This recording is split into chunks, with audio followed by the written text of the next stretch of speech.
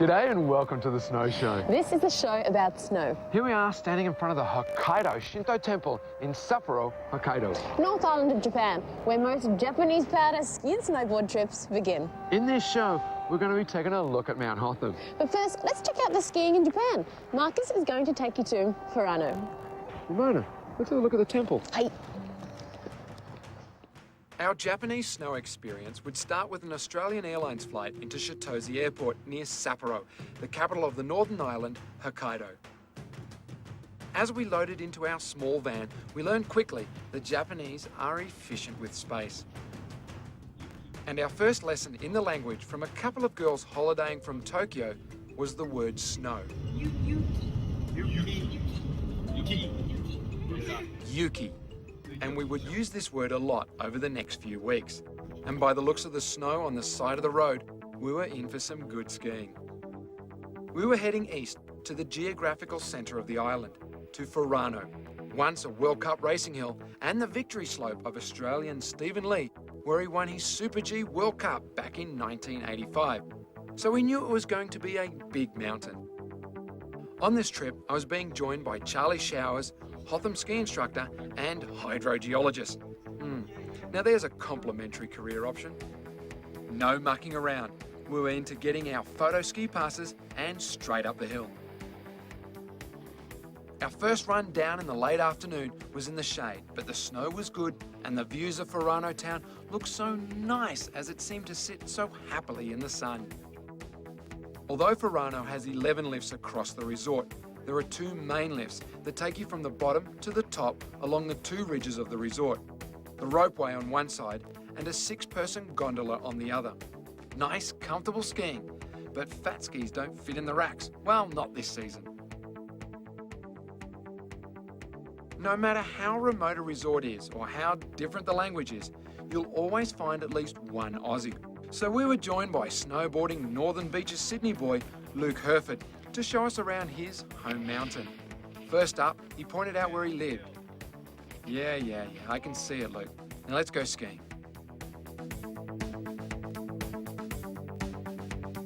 Then Luke showed us all his favourite secret spots.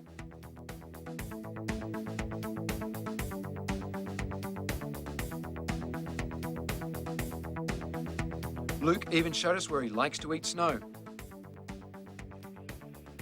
I wasn't hungry, but Charlie stopped for a bite. Skiing in Japan is pretty much like skiing anywhere in the world. You don't really need to understand the language to get around the slopes. Oh, I hope that sign isn't important. There's enough English to keep you out of trouble. Most major resorts in Japan offer night skiing, and when the snow quality is this good, why not get out for a ski after dinner? After a hard day's night skiing, we moseyed on down to the Après ski igloo for a hard-earned thirst. Everything is made of snow and ice. The building, the bar, the chairs, even the glasses are made of ice. Though we chose a hot mulled drink, so we opted for the glass. Kanpai. We learned another Japanese word we would use a lot. Kanpai, cheers in English, which means good. It's like those Japanese have a different word for everything. The next day, the clouds had gone and the sun shone on the freshly groomed corduroy slopes. Although sunny, the air is still quite cool around -10 to 15 degrees, which is ideal for keeping the snow in good condition. And with an average snowfall close to 3 meters a month, it's another reason why Furano is so good. With just under 1,000 meters vertical, there is plenty of room to get some big fast turns happening. Occasionally, the snow show gets some special treatment. And on this chance, Luke arranged for us to go out of bounds with the consent of the ski patrol. Fortunately for us, Luke has learned the language and hopefully understood all the precautions stated. No. Yada. He could have told us anything. As our host, Luke took the first run, just checking the quality before we came down. Kesuke, Luke's mate from Furano, found out we had some special privileges, so joined the powder feast. There are a few experiences in the world like skiing powder snow, and the island of Hokkaido is famous for it. The Arctic winds sweep across the cold, dry tundra of Siberia, then pick up moisture across the Sea of Japan, and then deposits that moisture as cold, dry, powder snow on the first piece of land it hits, Hokkaido. On a whole, the Japanese don't seem to care too much for untracked powder snow, and the very safety-conscious ski patrol are happy that it's like that. And as an old skier that just loves powder snow, I'm happy because it's all the more for me.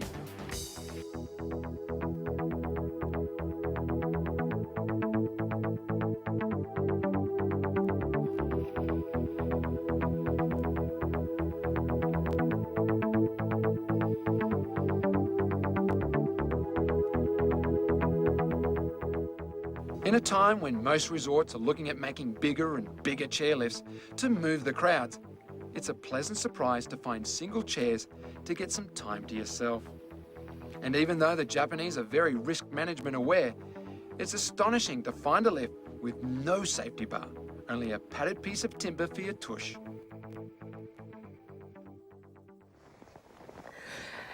Up next, more of Japan. Just next to the new Furano Prince Hotel is an adventure land for big kids called Snowland. I've had my time of scary moments on snowmobiles and have ridden 800cc two-stroke sleds that make your hair stand on end. So when I was presented with these cute little 80cc snowmobiles, I thought, how sweet. This will be a nice little putt around the snow. These things are barely bigger than my lawnmower. First, you must do one circuit of their track to see if you are competent enough. Then, it's out onto the snow-covered golf courses for a sedate jaunt. Right.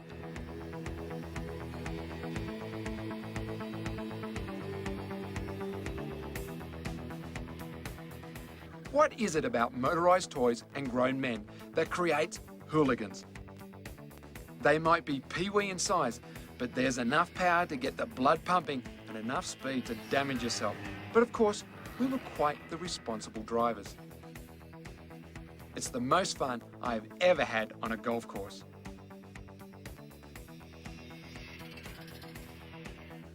Luke suggested we have a go on the banana boat. Caribbean style. It seemed a bit out of place in the snow, but harmless enough for Charlie and I to calm ourselves down from the adrenaline-pumping snowmobile racing. Normally made for water in its liquid form, they offer a heap of fun on the crystallized form. Though hard to hang on to.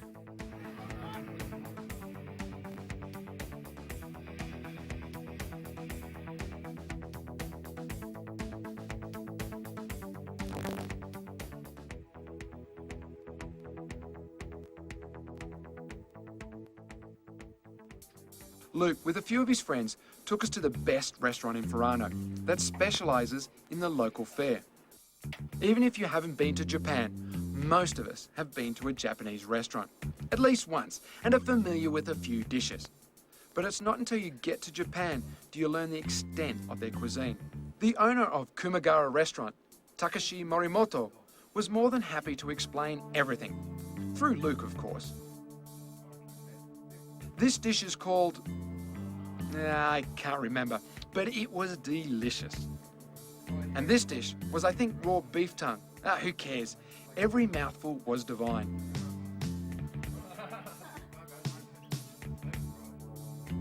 No meal seems complete in Japan without the traditional sake. Goodbye.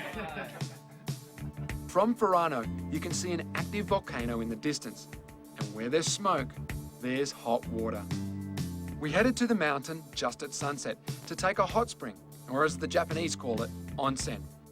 After a 10-minute walk, we were there at the hot pools with nowhere to change. Well, we weren't changing, we were just disrobing, because in Japan, it's down to your birthday suit. Oh, and a small towel for your modesty. Where's my modesty towel? Where's my modesty towel? The water was a very hot 45 degrees Celsius, and the outside a very cool -15. I was conflicted between the hot water and the cold air. I couldn't get in and I couldn't stay out. Most Western hot spas run at a toasty 40 degrees, and most Western health authorities recommend spas shouldn't go above this temperature. However, the Japanese seem to handle it, and they seem to be quite healthy. After that onsen, I felt as though I was going to be warm for a week. Perfect for a stroll through the Ningaloo Terrace, an arts and craft village situated next to the new Furano Prince Hotel. This village was created as one of the sets for a long-running TV soap called From the Northern Country. From the Northern Country was one of Japan's longest-running and most popular soaps, kind of a cross between Sea Change and Home and Away.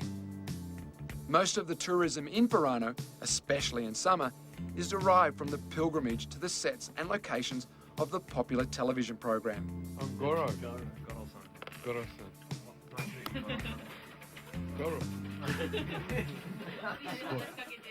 Fans excite in walking in the steps of the main character, Goro-san, and perhaps they'll buy an item of clothing that he so often wore on the show.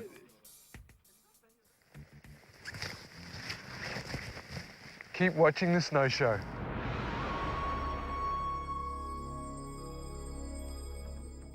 Another beautiful morning. Another run down fresh-groomed runs.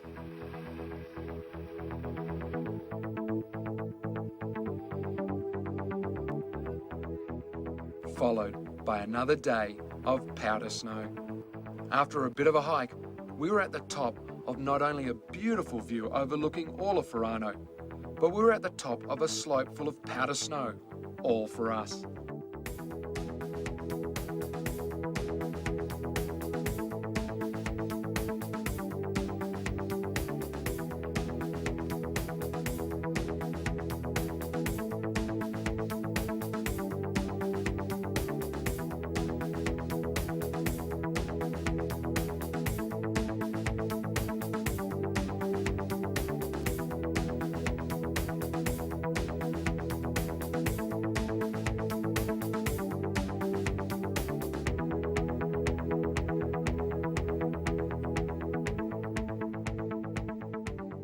And a nice day to sit in the sun and chat. Unreal. So how'd you get here in the first place? I was actually living in Sapporo and I got on a bus because I couldn't read the Japanese on the sign, and I was trying to go to a different place and I ended up here and kind of landed in paradise. Pure mistake. Pure mistake, yeah. What a mistake to make, huh? Beautiful.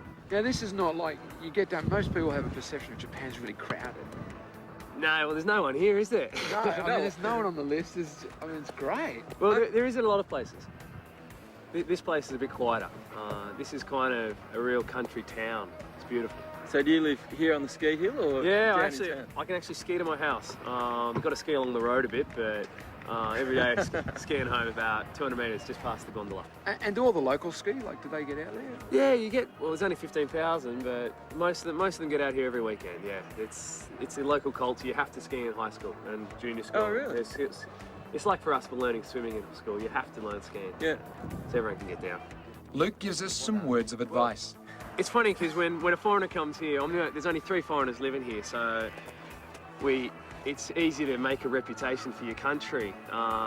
But there's a lot of things you've got to understand that you're the representative here, and So you're Australia. When exactly. All Australians are Luke. Yeah, exactly.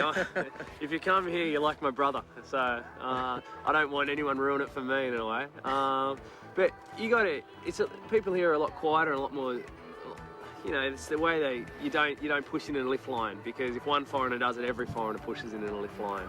So to learn a little bit of Japanese, like please, thank you, hello, that sort of thing. Yeah, I think if any Australian can remember 5 or 10 words, you guys have struggled, but some can. Oh, come on. But if you can do it, it pleases. It's a great experience to learn that, and it's a good thing for the locals. They can see that we're trying, and because you can see they're all saying hello to you, so when we can say hello to them in their own language, it's a good experience for us and them. Keisuke had never been out of Japan, so we had Luke ask him what he thought of foreigners. Yeah, no, he's really getting from 10 years ago, it's kind of changed in Hokkaido with a lot more coming in, and he's getting a really good opinion of well, I'm his best mate, so he must have a good opinion. But, and you represent all Australians exactly. anyway, so we're all his best buds. Yeah, exactly. So you guys have come in here and you've given him a good time, and he's gotten to know us, and that's what's important, because he's only met really us and a few others, and he's gotten a great impression. So that's the way. Mum, not a word of a lie, I will come home in the next 10 years for a holiday. Luke insisted on a real Japanese evening experience at the most popular venue in town, the Music Robber. Japan introduced karaoke to the world many years ago, and in the country of origin, they still love it. Take me home, country road. The next day, we headed into Sapporo for a brief look before heading to Rizutsu, Hokkaido's single largest resort. But that's another story that you'll have to tune in next time to see. If you've liked what you've just seen and would like to experience it for yourself, then here is a great deal we can offer you through SkiMax. Ski Furano from just $2,299 plus tax per person, which includes return flights to Sapporo with Australian Airlines, transfers to Furano, 7 nights twin share accommodation at the Furano Prince Hotel with breakfast and a 7-day lift pass. To book, call SkiMax Qantas on 1300 136 997 or visit skimax.com.au. Whew. Next, more of the snow show. Throughout the season, we're going to be giving you some driving tips for the snow to help you get to your holiday and home safely and quickly. But more importantly, to make sure you're not the one causing all the problems for everyone else. We don't get a lot of driving time on snow, and it can be compared to loose gravel, only slipperier. But if you take all the precautions, it's a piece of cake. This week, we're going to get the car prepared for the big snow trip. Make sure you have a strong battery. The cold can zap it of its full power. And jumper leads aren't a bad idea either, just in case. I know I've helped out a few people. Other things that are handy to carry are a small shovel. You never know, it might be a big blizzard and you need to dig the car out. A torch, if you have to put the chains on at night. A ground sheet and a blanket. This covers us both. I can put it down so I don't get too wet while I'm putting the chains on, plus keep me warm if I'm ever stuck in a blizzard. Make sure you have good tyres. If they're even close to being worn out, they can be like a toboggan on a slippery slope. Make sure your wipers are like new. You'll be happy to see clearly in a blizzard. Snowfield conditions tend to exaggerate any existing minor faults in your vehicle. So if it's close to a service, get it done before you head off onto your big snow trip. Happy driving. The season is about to begin, so to get you in the mood, here are some choice pictures from Hotham last winter. Hotham is in the northeast of Victoria, along the Great Alpine Road. It lies at the epicentre of the Australian Alps. It has Australia's highest alpine village and is commonly known as the powder capital of Australia.